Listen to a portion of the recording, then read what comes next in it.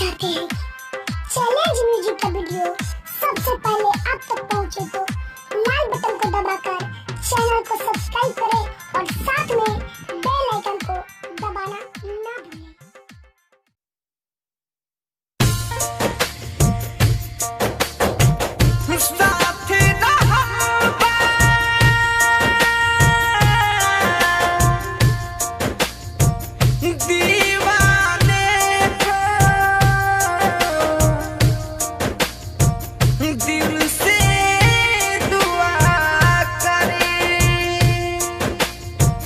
बोला रहल बा दीवाने हो तो पास रहल। म्यूजिक डायरेक्टर डीजे संदीप राजा।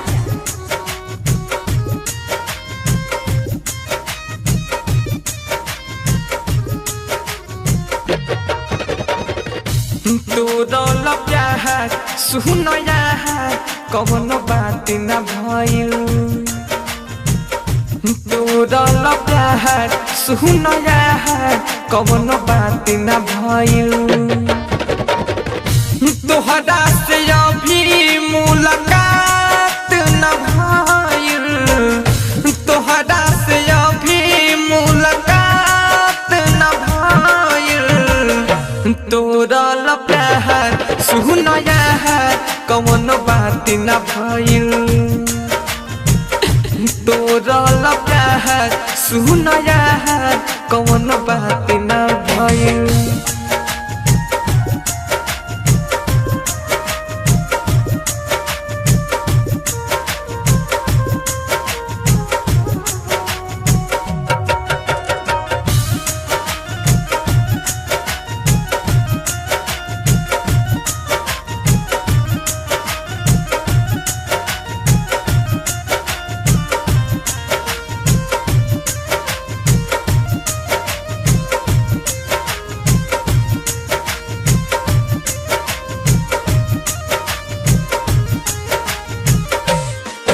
ना जाने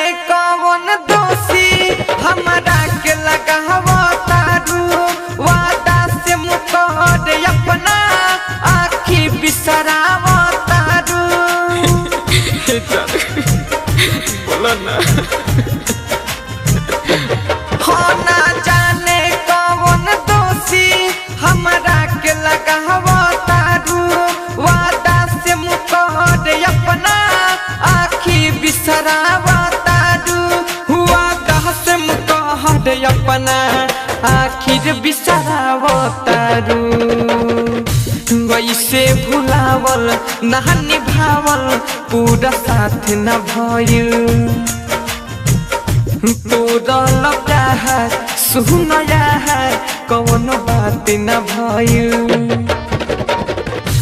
आखिर समय ले मुलाकात न भइल। आखिर समय ले मुलाकात न भइल। तोरा प्यार सुन यार कवनो बात न भइल।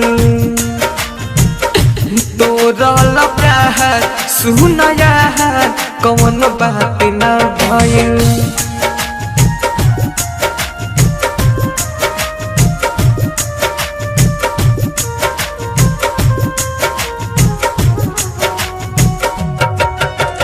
पिल्लो की रिकॉर्डिंग स्टूडियो छानादाना।